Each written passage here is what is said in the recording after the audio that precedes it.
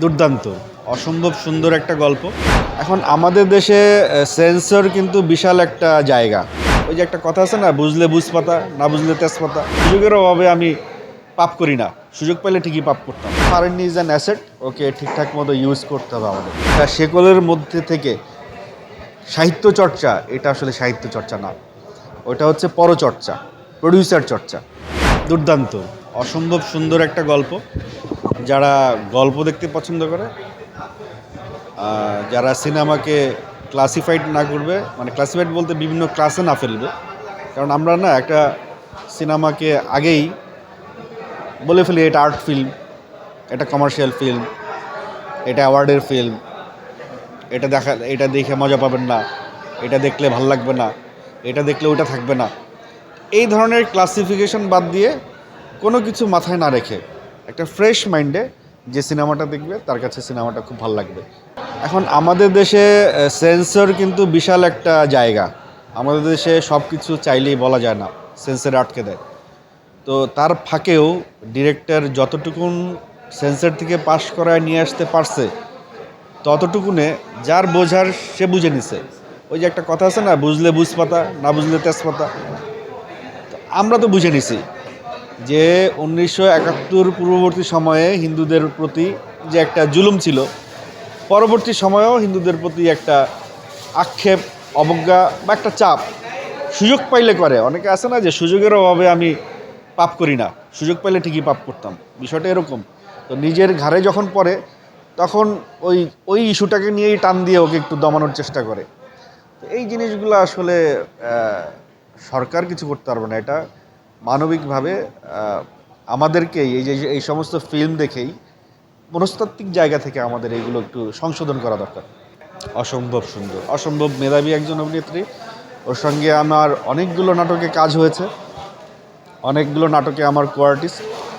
যখন সে সেটে থাকে খুবই সিরিয়াস থাকে, তার ক্যারেক্টার নিয়ে চেষ্টা করে সর্বোচ্চটুকু দেওয়ার। তো এইখানে ফারিনের একটা দৃশ্য আমার চোখে এখনও লেগে আছে। যখন সে আয়নার সামনে ফারিনের ক্যারেক্টারটা প্র্যাকটিস করার সময় সে হাসতে হাসতে যখন কেঁদে দিল, ওই যে ওর যে স্কিল অ্যাক্টিংয়ের, ওই স্কিলটা এইখানে আমার মনে হয় এর চেয়ে বড় পরীক্ষার হইতে পারে না। সে খুব ভালো একজন অ্যাক্ট্রেস। ওই জায়গা থেকে ফারিন ইজ অ্যান অ্যাসেট, ওকে ঠিকঠাক মতো ইউজ করতে হবে আমাদের। দেখেন, গল্পের স্বাধীনতা বলে একটা কথা আছে। আমরা যারা, আমি নিজেও ডিরেকশন দিই। যখন একটা গল্প নিয়ে প্রডিউসারের কাছে যাই, প্রডিউসার শুরুতেই বলে যে এই জিনিসগুলো কিন্তু থাকতে হবে, নাহলে কিন্তু ভিউ হবে না, নাহলে কিন্তু আমি ওই স্পন্সর পাবো না, নাহলে কিন্তু আমার ওখানে চালাইতে পারবো না। শুরুতেই কিন্তু রাইটার ডিরেক্টরকে একটা বাইন্ডিংস দিয়ে দেয়। তো ওই যে একটা পরাধীনতা বা একটা শেকলের মধ্যে থেকে সাহিত্য চর্চা, এটা আসলে সাহিত্য চর্চা না, ওটা হচ্ছে পরচর্চা, প্রডিউসার চর্চা। তো সাহিত্য হবে, সংস্কৃতি হবে ওপেন, সে তার ইচ্ছে মতো সে সেটাকে প্র্যাকটিস করবে। তো ফাতিমা এরকম একটা গল্প আমার কাছে মনে হয়েছে ডিরেক্টর অনেক ফ্রিডম সে গল্পটা বানাইতে যে পাইছে। যদিও ভেতরের গল্প সিনেমার গল্পের মধ্যে অন্যরকম দেখাইছে, কিন্তু আমার কাছে মনে হয়েছে ডিরেক্টর সে যা বলতে চাইছে সে সেটা এটার ভিতরে বলতে পারছে। সেই যে স্বাধীনতাটা, সেই স্বাধীনতা পাইছে।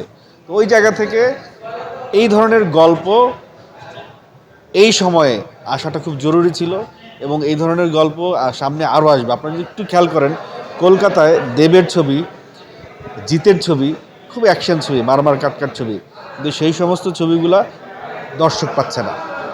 দর্শক পাচ্ছে প্রসেনজিৎ, ঋতুপর্ণার ছবি, গল্প প্রধান ছবিগুলো দর্শক পাচ্ছে।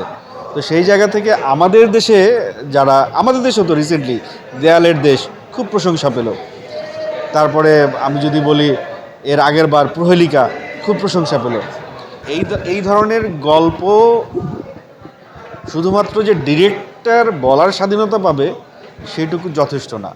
এই ধরনের গল্প দর্শক যদি অ্যাপ্রিসিয়েট না করে, দর্শক যদি হলে এসে না দেখে, তাহলে আসলে দিন শেষে প্রডিউসাররা আর কত আসবে? প্রডিউসার একটা দুইটা সুযোগ দিবে এই ধরনের গল্প করতে বা বানাইতে, তারপরে যখন দেখবে ব্যবসা উঠে আসতেছে না, তখন প্রডিউসাররা হতাশ হয়ে যাবে। আমরা আবার হয়তো সেই ফিরে যাব আগের ফিল্মের এরিয়াতে, যেখানে আমাদের গল্প থাকবে না, আমরা শুধু কপি করে গল্প বানাবো। তো এই ধরনের মৌলিক গল্প আসলে দরকার।